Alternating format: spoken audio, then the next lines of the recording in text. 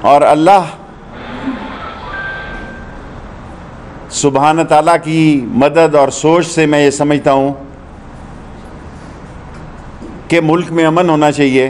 پاکستان میں بہت بڑے دباؤ ہیں۔ کل بھی میں نے کہا تھا کہ غیر ملکی طاقتیں ہم پہ سینکشنز لگانا چاہتی ہیں، غیر ملکی طاقتیں ہمیں ہمارے نیوکلیر پہ نظریں جمائے بیٹھی ہیں، ہماری معیشت پر نظریں جمائے بیٹھی ہیں، اور یہ ان کا چھٹا ایپیسوڈ ہے۔ اور میں نے ابھی بھی جس وقت آپ سے پریس کانفرنس کر رہا ہوں، مجبوری کی حالت میں سمجھتا ہوں کہ یہ ملیٹنٹ ہو چکے ہیں۔ سادوکی میں انہوں نے کلاشن کوفوں سے پولیس پر فائرنگ کی، پولیس نہتی تھی، ان کے پاس لاٹھیاں تھیں، جس میں 3 جوان ہمارے شہید ہو گئے، 70 زخمی ہیں۔ 70 میں سے 8 کی حالت تشویشناک ہے۔ پنجاب حکومت اس پر تفصیلی بات کرے گی، لیکن حالات کی سنجیدگی کو دیکھتے ہوئے، حالات کی گہرائی کو دیکھتے ہوئے،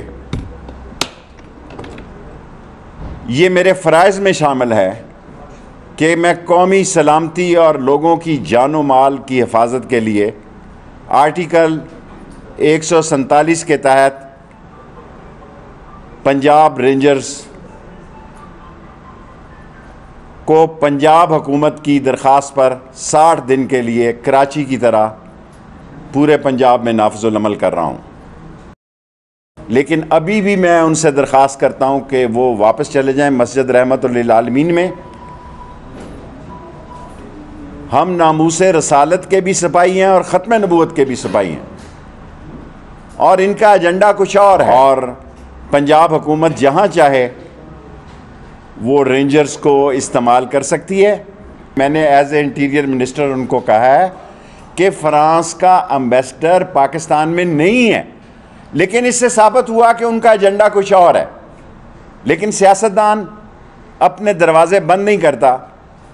میں یہ برداشت نہیں کر سکتا کہ بیمار، سکول بند، ایمبولنسز نہ جا سک رہی ہوں اور باوضو نیچے آیا ہوں۔ ان کی ہم سے کمٹمنٹ تھی، ہم اپنی کمٹمنٹ پہ قائم ہیں۔